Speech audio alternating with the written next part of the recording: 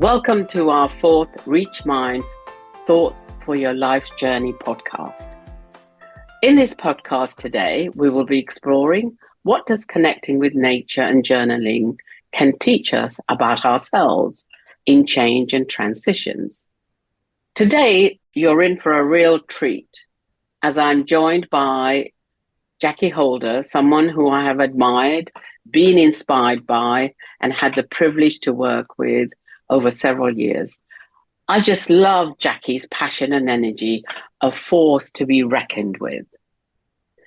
Jackee has a wide and prolific portfolio career. She's a leadership coach, an executive coach who operates with senior leaders and board levels. She runs development programs and is an expert in promoting health, well-being benefits of journaling, expressive writing, and nature and wellness. Jackee has written numerous books, which you can access on her website, which are all about books of journaling, transformational journaling for coaches, therapists, and clients. Jackee is in great demand. Jackee starts her day with giving herself space and time to journal so that she can begin her day in the way that she wants to. I'm sure Jackee will share with us how she's come to doing this work. So I'm going to kick off with that question. Welcome, Jackee. Tell me a little bit about how you got to doing work with nature connection, and how does that fit into change and transition work that you do with people? Oh, thank you for that question. And it's really good to be here, Nita. You did make me smile when you were reading my bio. I was thinking, oh, who's she describing? Oh, yeah. But it's lovely to be here with you today. Yes, so the question, how did I connect to nature and how did I get into nature? I'm going to cut out some of my background because I think there's a lot in my childhood that are examples of when nature was really important. I joke about it to friends and family, but our family has visited every seaside resort on the south coast. Going to the seaside with packed lunches, running around in the fun fairs and on the beach. That was part of my childhood lived experience, as was acres of land behind our family home in West Norwood in South London, which I had the freedom to go and play on before it was turned into a council estate. Woodlands and acres of land that we could get access through the back of our garden.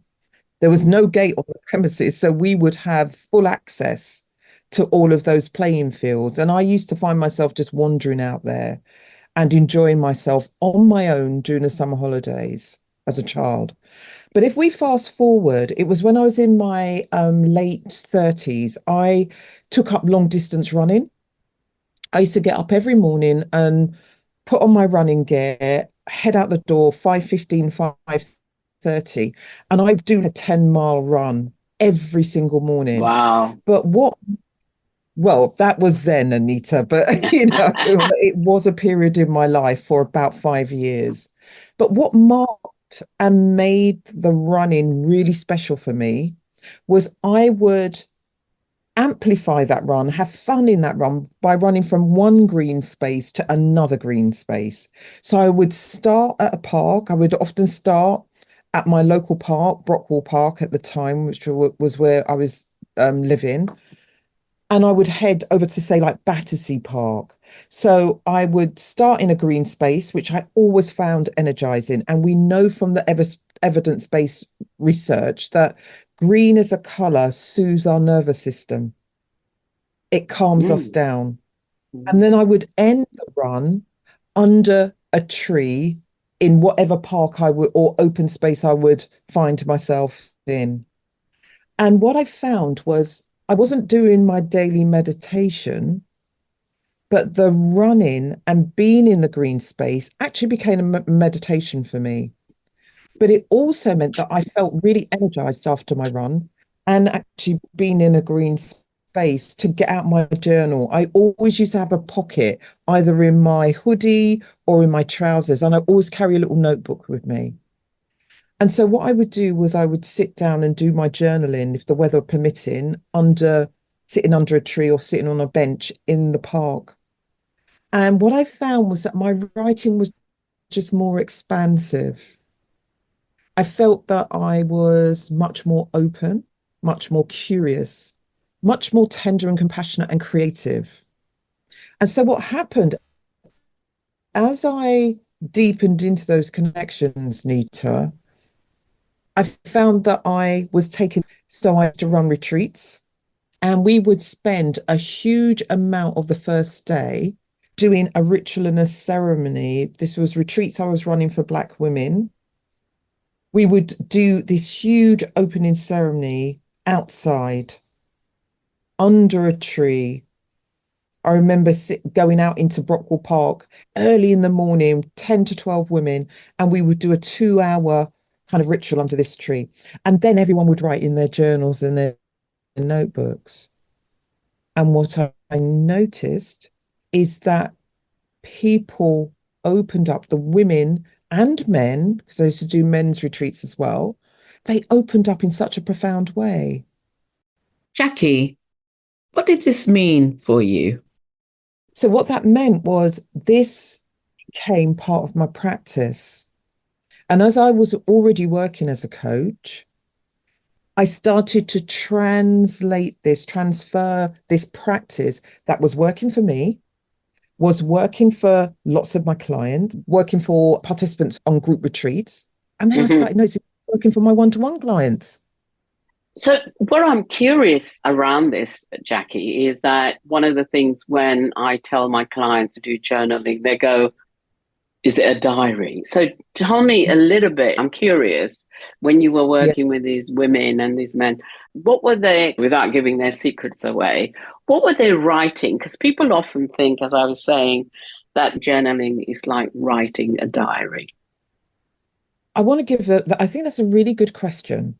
And first of all, I want to say that journaling, the way I describe journaling, or when we look at it from the evidence base, is often referred to as expressive writing or Okay. therapeutic writing. So there's lots of different modalities that come together under the premise of journal writing. But the way I describe journal writing now is that actually it's a skilled based practice. There's a skill, there's a structure, there's a pedagogy to journaling. And often why people shy away from journaling is they don't have the tools or some of the kind of foundational tools and techniques that sets you up for a journaling practice. So, in answer to your question, a diary is different to a journal. I Mm. started off being a diary writer as a child. I would describe what I did in my day. Yeah, I would describe the activities I did. I would describe the people I saw, what happened in my day. The journal is an extension of a diary because it doesn't just deal with what happens externally. It gives you space to look at your psychological and your emotional processes internally. So I want to give you an example of this, I was Nita. going to ask you that. Yeah. What's Yeah, an example of that? yeah, lovely. So I thought I would use an example from my writing practice or my journal practice this morning. I didn't plan Beautiful. to do this, but it's what happened. So I thought I'm going to share this with Nita because I think it's a good Lovely. example. So I got up this morning and I was feeling very discombobulated. I had a really full on day yesterday. I had clients, I ran a group, and then I had to go to my god sister's birthday party in the city. And it was like all too much. Anyway, Mm. I ended up going to my god sister's birthday party, and it was really nice. But however, I woke up in the morning and I was feeling unsettled. It was nothing to do with I had a glass of prosecco. It was nothing to do with that. It was definitely an internal kind of unsettling. Yeah. So this is the practice that I introduced to a lot of senior leaders, a lot of GPs, a lot of my clients that I work with, and it's one that's come out of my own journal practice. Every morning when I wake up and I turn to my notebook or my journal, depending on what you want to call it, the first thing I do is I do a weather report. I describe the weather as I look outside my bedroom window. I have three windows in my bedroom, and it's really nice because I've got a big tree outside the one of the windows, and I can see the sky. So that's what I did this morning. So I'm just going to give you a couple of lines from how I Mm, describe. mm. I wrote, the sky is a variety of washed out grey. The clouds are sailing fast through the sky eastwards, helped by the justling breeze sweeping through the air. The wands of the weeping willow tree sweep left and right, a natural barometer speaking of the weather to come. Now, so that's the first bit of the practice. It's a way of getting present in the moment. So by writing and describing the weather, I am locating myself in the moment. That's the way some people do it when they meditate. My brain, lots of ideas, my brain's always going. So I have to ground myself in other ways. So that's the first point, the first part of the practice. Getting connected with yourself, Getting connected, getting present, present. being very Yeah, mindful, allow mindful. yourself to arrive. I've described the weather, and what I like is that the language that I explore every day, if you look through my journal, you will see that I use different ways of describing the weather, all kinds of colors, all kinds of shapes, all of the senses just play out in that description of the weather. Then from there, I go to my internal weather forecast. Because isn't this what we're Oh, often wanting our clients to do? But often the clients are coming in. So when I worked on, and you worked on this service as well, an on-demand coaching service for GPs and GP partners, yes. GPs were coming in completely overwhelmed, Nita, disconnected from their emotions and their feelings.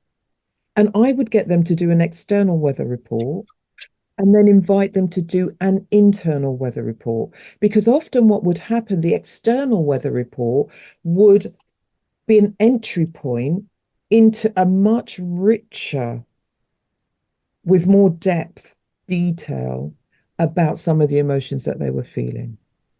So, what I then did was I not only decided I'm going to write my internal weather report, but I got really savvy with myself this morning, Nita. And I remembered the emotions wheel. Do you know the emotions wheel that's got 70 different emotions? Because what I was very aware of was that this morning I was finding it hard to name my emotions. So Oh, okay. so I That printed off. can happen, can't even with us. Yeah. Yeah. Well, actually, most people can name three emotions: sad, Yes. angry, happy. Yeah. But this morning, I wasn't quite getting there. Well, what was the feeling that I was underneath all of this kind of stirring around of emotions? So I printed off the emotions wheel, had it in front of me, and I wrote down six or seven emotions from the wheel that I thought, oh, maybe it's one of these.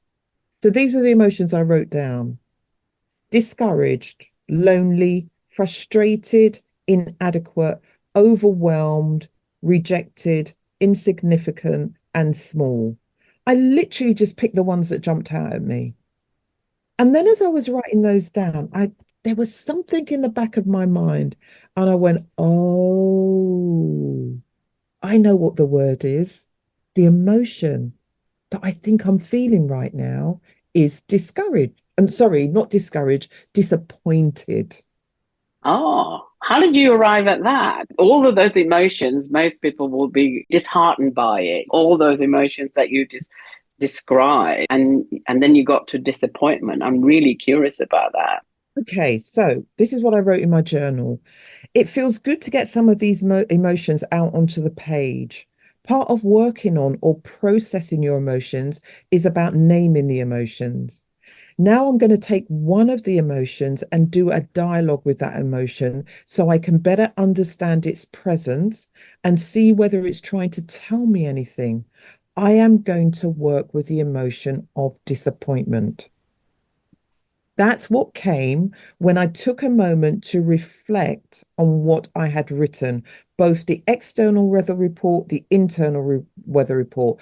And that is another journaling practice called a reflection right, which comes from the work of Kathleen Adams and Deborah Ross. And what I have turned into my own definition of what I call notes to self. Reason a lot of people are not clear about journal writing, as I said, about not understanding the techniques and having a structure to how you journal, is that often they do not go back and reflect. The reflection is as important as the writing. That was it was when I reflected back on the page that I had written, that's when I got to the disappointment. With those 7 words, and you thought, and you became curious about the That's right. word that appeared, disappointment. And then from there, you were able to link it, connect with where it emerged. What did you, having discovered that, where did you just be with it? Or did you take it somewhere? Or You what take it some. happened?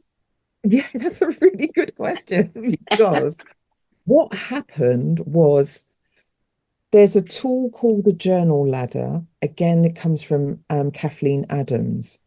And it's a really good tool because what it does is it gives a whole series of different journaling and expressive writing activities from just going to the page and doing a free write, just writing whatever is in your head, which is at the top of the ladder, right down to the other end of the ladder, which is where you have what she calls a sentence stem or a timed writing prompt.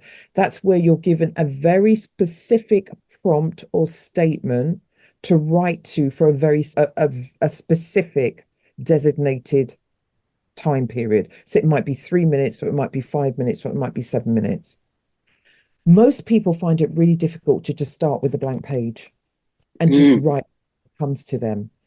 So when you have these different exercises, it's almost like you could pick an exercise that actually would be very helpful to unravel or unpick or to explore or to engage with a particular feeling, emotion, challenge, or opportunity that you're experiencing in the moment. So that's what I did. So I uncovered that disappointment might be in the room. Yeah. So as I continued writing, I wrote down that actually what I want to do is give myself a writing prescription. And so I decided that I would write myself a letter. I wouldn't write a letter from a part of myself to myself. What I decided was I would write a letter to my inner writing self because what I realized, I was disappointed about a piece of writing I was working on and that I hadn't given myself enough time because I had too much in my day. I had social obligations. And what happened was this piece of writing just got less and less time. And it was really an important piece of writing to me. So that's what I did. I wrote a letter to my inner writing self. And guess what I discovered? Well, I don't know. I'm curious now. What did you discover writing to your inner self? But it was very specific because we all have Yeah, different parts of ourselves. If you work with internal family systems, you know that we're working with all different parts of ourselves. My writing absolutely. self, one part of myself. So I wrote the letter very specifically and titled it Dear Inner Writing Self. And what I realized is that there are times when my inner writing self just feels like it's in hiding, that it's not actually given the time that it deserves. Serves, not giving the space that it Right. needs to That's right. express itself. So what that means is that what happens is that my voice on the page, it takes a while to warm up because it is so used, my inner writing self is so used to having to retreat back until I'm ready to give it time and space that it doesn't always say what it wants to say. And what it needs of me is me to nurture the relationship with it so that it can be confident and secure that is being given the love and the attention and the care that it deserves. Now, I didn't know any of this was going to come out. I wonder, Jackee, using those words, nurture the relationship, the love, and the attention. I'm just thinking, wow, I'm not sure I create space for myself to do that. Even about thinking when I'm journaling to connect with a part of myself. And also when you're working with, let's say, the GPs or senior leaders, how do you, because this is pretty, some people might say it's a pretty touchy feely woo stuff. How do you get people to connect with that part of their inner self? When I go to the weather outside, that's Yes, nature. yes, absolutely. I was going to say So that. Yes, outer nature, it's yeah, nature outside connects us to our inner nature. yes, Yeah, so let's hold that. It's yeah, central. Had I not done that external weather report, I may not have gone to where I went to in the mm, writing. That's always a great starting point. Whenever I start there, I've never ever had a leader say to me, "Oh, I don't want to do this." Jackee, can we come and pick up on your experience in nature, please? I get them to write the weather report for 2 minutes. Anyone can do something for 2 minutes. That's not threatening. It's not threatening to your ego. It's not threatening to your intellect. Your intellect probably dismisses it, poo-poos it, and think that they're just doing something really silly. But what it allows the individual, the client to do is to connect often to parts of themselves that are trying to tell them things, their intuition, their creativity, their resourcefulness. The other way that I will often help leaders engage with this is I tell them about the evidence-based scientific research that evidences the psychological and the physical benefits of writing about difficult, challenging experiences that we've had in our past and in our present. You will hear this name talked everywhere when it comes to expressive writing, and that's the name of Dr. James Pennebaker. Now, his work is a seminal work. It's a longitudinal study. It's been going for over 30 years. There are lots of other people who are doing the research as well, but he's like the grandfather of expressive writing and research. And what they found was that when a group of students and executives wrote about a difficult, and in some cases, not in all, challenging or traumatic experience for 3 to 4 consecutive days for 15 to 20 minutes in as much detail as possible.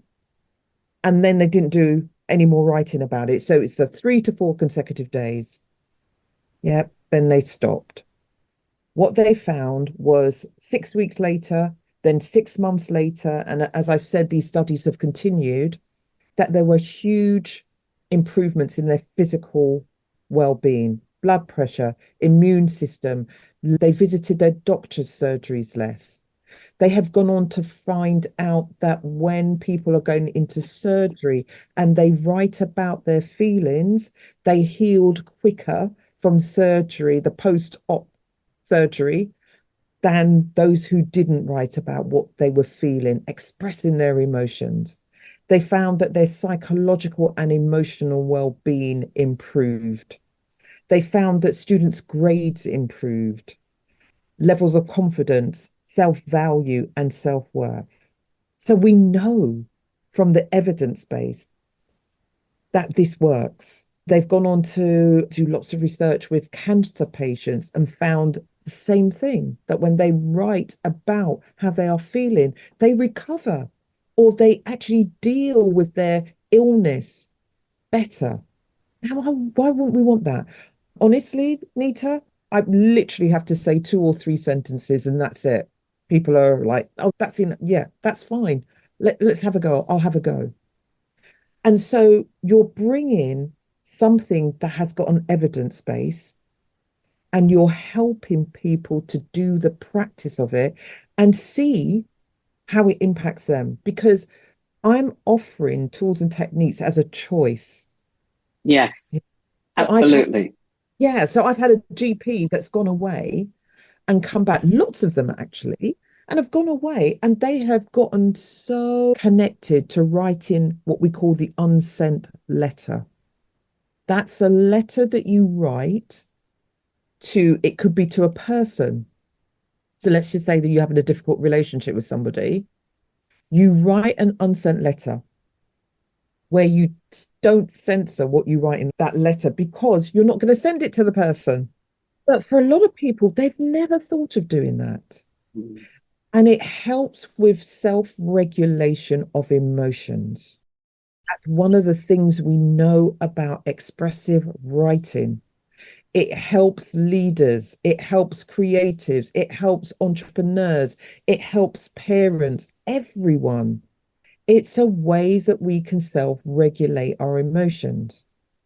And what I appreciate, nature, I think, holds a rich tapestry of metaphors that allows us to connect with our emotions in a much more creative, visceral way.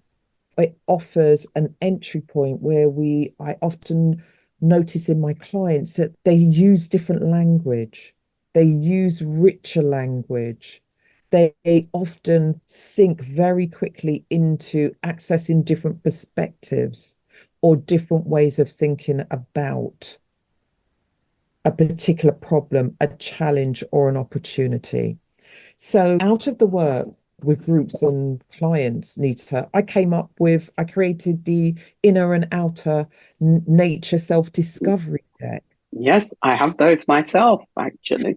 These came out of an exercise that I created around, particularly with my friend Jenny Garrett, who runs a retreat called the Happinista Retreat. She brings me every year. She brings me in every year to run a session called Looking for Answers in Different Places. And this is where I get the women on the retreat to connect with nature inside the retreat room, and then they go out into nature. And one of the earlier exercises I used to do with them, this is our first warm-up exercise we used to do.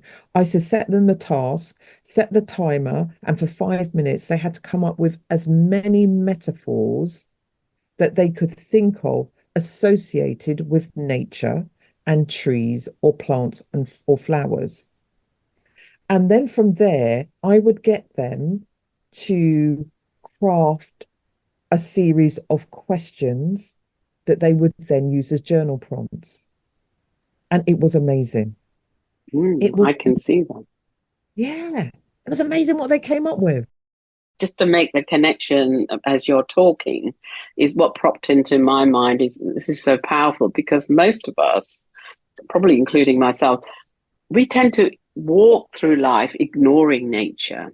I think we don't pay attention to it. We don't notice it because we think it's all around us. And what you're saying to me is by paying attention to the nature, you're also maybe in some ways being present with yourself as well at the same time.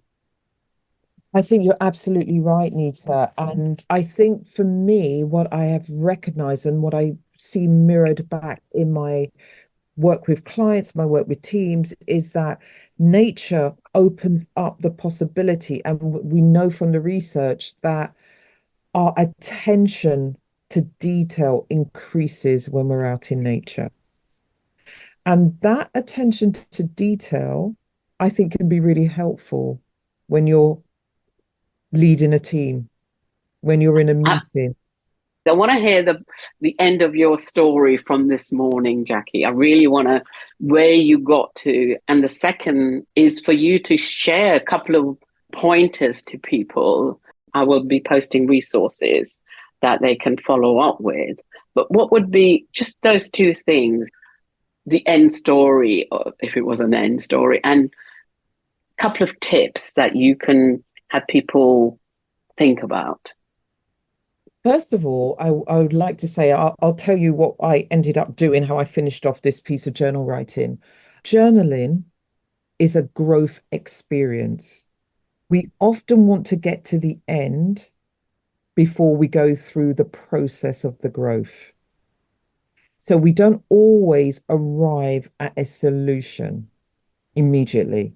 So I just want to hold that in the context of things, because it's often in the process of the unfolding or the unraveling of the words on the page that it's the growth that happens with that process. So for me, the growth is recognizing more time, Jackee. And I have been very good on it, but I'd fallen off the wagon. Somehow I've gotten back into work. And the growth is, how are you going to bring yourself back into that alignment? So back to my writing to Inner writer. my inner writing self, I called it. Self, yes. Yeah. Lovely. So then where I went to was I decided I'd do a dialogue. Again, that's off the journal ladder, Kay Adams. And the dialogue is where you have a dialogue in your journal with the emotion or the feeling or the person. Yeah. It could be with a tree, it could be with a person. I decided I'd have a dialogue with disappointment. And that's what I did in my journal. I started to write about, I asked disappointment why it was here. What did it want to tell me? And I wrote responses to what disappointment had to say. And then as I continued, I said, what else might be going on? And then I wrote a response from disappointment. And then I said, so what do you want to do about it? And disappointment responded. And I ended up with this final prompt, which was, what are you taking away from this dialogue? And I've got a list of different points. And I'll tell you, the last one, I wrote down, be kind and loving to your inner writer, Jackee. Trust her, believe in her. Wow, that's pretty powerful, actually. I didn't know it was going to come this morning. I wanted to bypass this. I had another deadline to meet. I knew I was having my podcast with you. I've got coaching clients this afternoon, and I wanted to bypass this. I didn't want to do it. But I know from over 40 years of a relationship, I've filled over 100 journals. I know this because I've moved twice in the last 7 years. And I've had to move those journals from one home to another. So you keep them all? I do.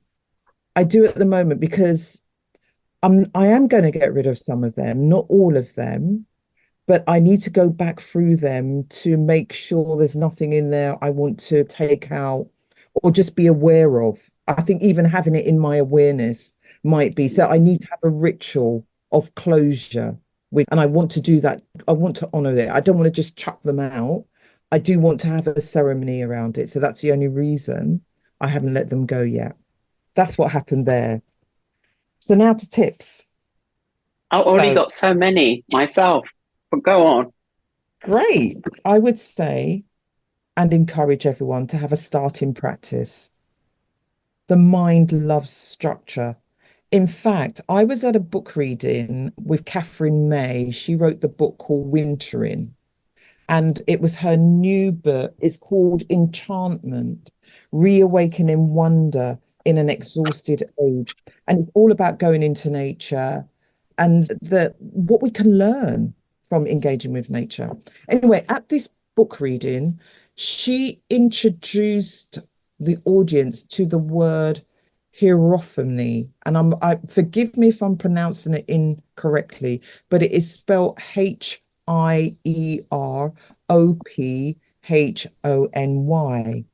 I hope I do justice to how she described it. In actual fact, I hope I do justice to how she described it, because she put it in the context that we are so busy, we are so overwhelmed that we have lost connection to ritual and ceremony in our everyday.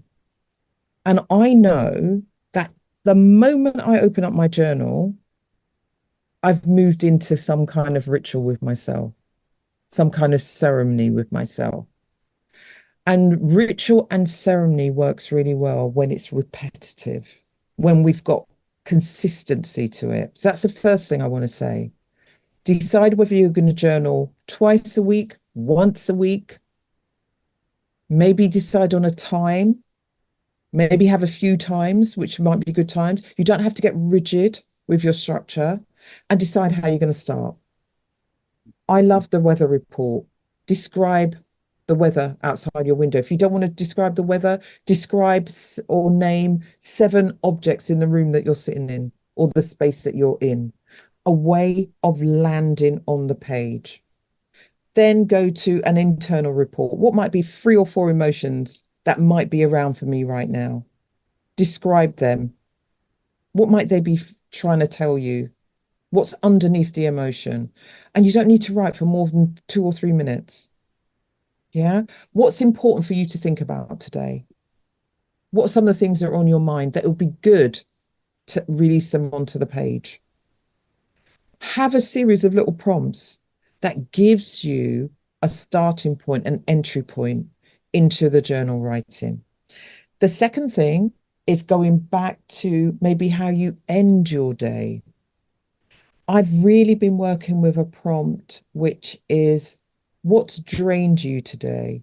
What activities drained you today? What people drained you today?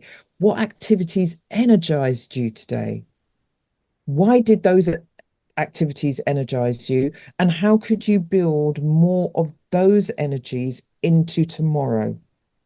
So it's a really good way of thinking about how you also bring journaling into the end point of your day. Beautiful. Thank you. Beautiful. I'm sitting here and I can truly say, Jackee, I'm tingling.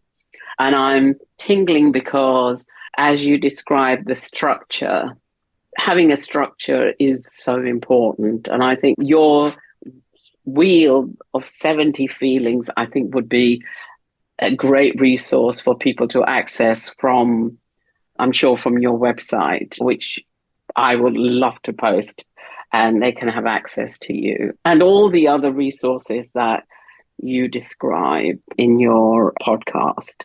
Any other last things before I say thank you and for your time and energy and so forth?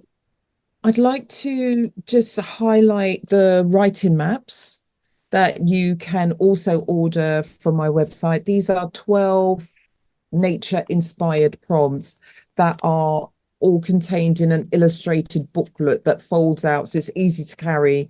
And this is a really lovely way of being out in nature and giving yourself a bit of a date on the page and just having some prompts that you don't have to, they're outside of just thinking about yourself, but they often take you to yourself, but they're inspired by nature. And it's always surprising where you might end up just responding to one of those prompts. And I want to part of me, I'm on a mission to make journaling and expressive writing so accessible, because I think we need to self-regulate in life. People are going around not being very empathetic and not always very kind to each other. And it impacts all areas of our lives, whether it's at work, whether it's in our personal life, whether it's when we're out in public. It impacts everybody, how you show up, how you feel. And also you can go to my website. So Jackee, gratitude to you. Thank you for being so generous in your sharing of your wisdom, your knowledge, your experience, connecting with nature and journaling, and how we psychologically transition ourselves through our lives, really. So thank you so much. It's been a pleasure speaking to you, Nita. I hope this is of value to your listeners. Absolutely. If you enjoy listening, tell a friend.